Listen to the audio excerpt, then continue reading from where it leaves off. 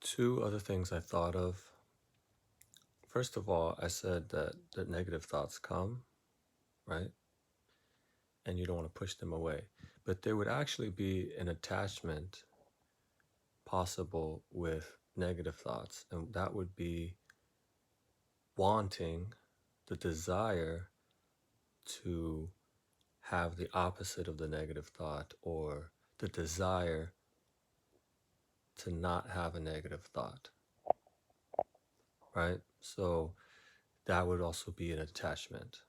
So I just wanted to point that out because I said attachment is like, oh, like you wanting and desiring a food that you're thinking about and getting lost on that train of thought, getting distracted. Okay.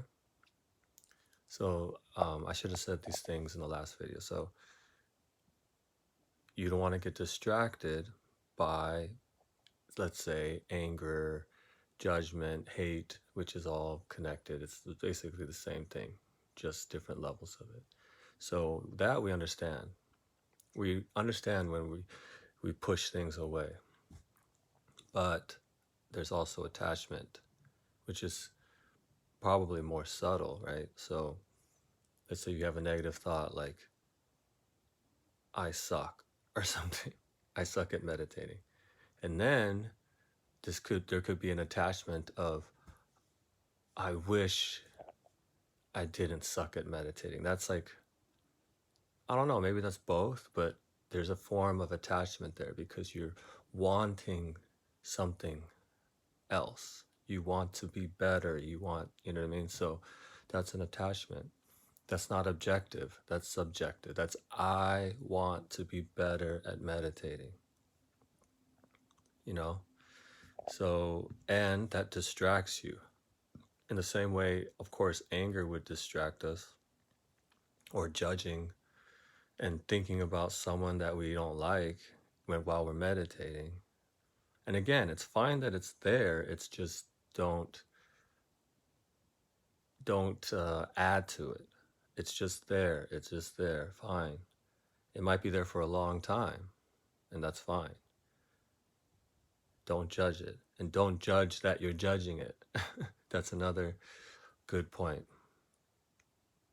Don't think about the thinking. Just, it is what it is. No matter what, you're just cool with whatever.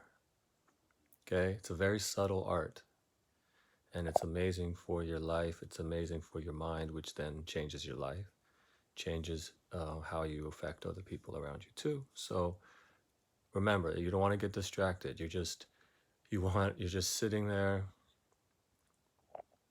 And by the way, I should say this, especially if we're talking to some beginners.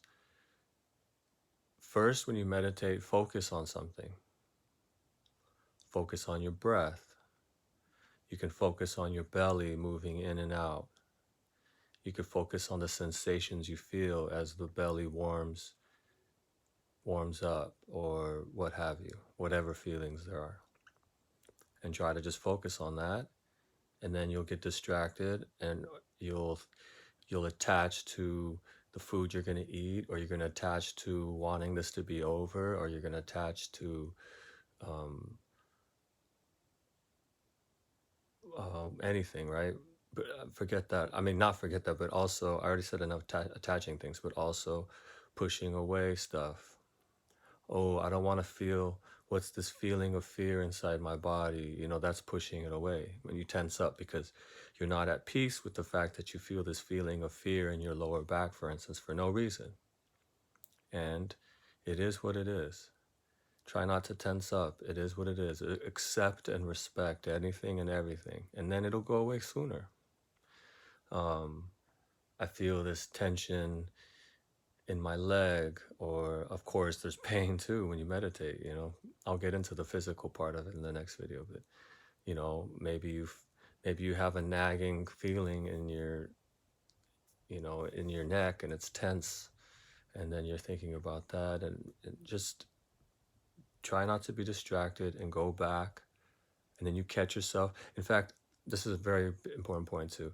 If you can catch yourself doing it wrong in any way, That's an amazing, amazing thing. In fact, for a beginner, that's probably the best.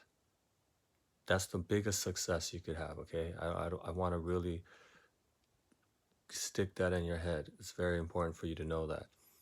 And you're a beginner or intermediate person in meditation, if you can catch yourself doing it wrong, that's really good. Very, very, very good. Think of that as a big success. So you're meditating, you're trying to focus on your breath, for instance. You could focus on lots of things. You could focus on a dot on the wall. You could put a black square, a black circle, on the wall, on a piece of paper, whatever. You could do visual. You could focus on a sound, or sounds all around you, etc. Maybe one of these is easier for you. But don't just only do the one that's so easy. Like focus on one that's the easiest maybe, and then I would go off and start challenging yourself, over a period of weeks and months and years, and change. And so yeah, just you want to come back, you want to catch yourself in the act. So let's say you're focusing on your belly again, breathing up and down and the sensations. And then you'll have a thought, and then you'll be like, oh, I'm thinking about what I'm going to cook today. And then you go, okay, no big deal, non-judgment. You know what I mean? You don't say bad, nothing's wrong, but you catch yourself. And then you just come back to the belly and doing the sensations. And then you get sleepy, and then you're like, okay, I need some more alertness. Like I was telling you, the dull mind part of it. Okay, I need to be more alert and aware. And, are you too dull? And then even getting, out of it. And then you're like, oh, I have to come back to the awareness. Or are you thinking and getting distracted or angry or having negative thoughts? And then, oh, come back. But come back to zero.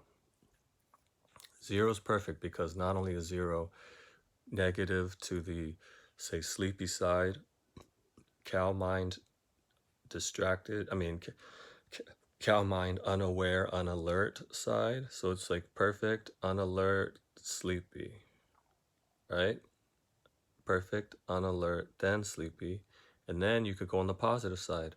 Perfect, right here in the zero, and then some thought, a distraction, and then you get lost more in thoughts, feelings, sensations, and then, but no, too many thoughts, too many feelings, getting lost, getting distracted. Oh no, I have to come back. And then you just come back to the center, to zero, which is really what it is. You're not doing anything, you're not doing, which would be negative numbers, or doing positive numbers.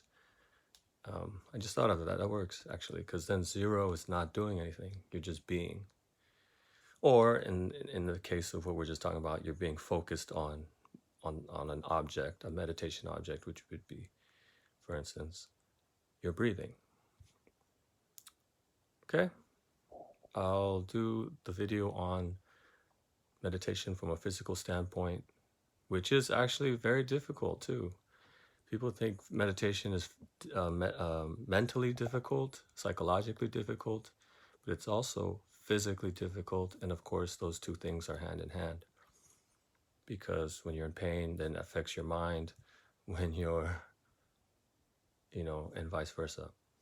Last thing I'll say is, if you don't have to meditate like formally. If you're a type of person that doesn't want to meditate, you can still have a meditative mind or do a meditation practice, which is just do the things I'm saying any moment of the day when you have some breaks, or when you need a break from being at work on your computer screen, which you're supposed to do.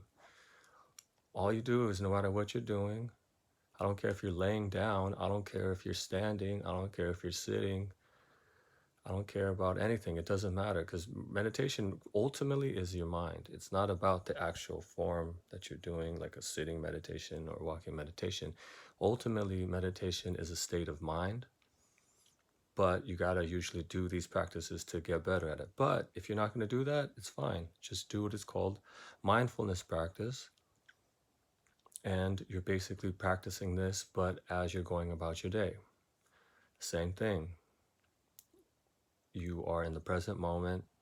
You're focusing on one thing at a time, and you're trying to be non-judgmental about everything inside of here and everything outside of you as well. It's just as much as possible.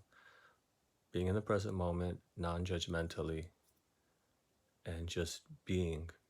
You're doing things, but your mind is just being. It's not analyzing, adding things, taking things away, saying that's bad, that's good, that's right, or that's wrong, or that's color red, that's color blue. It's not in that world. And imagine how healthy of a person you will be if you do this.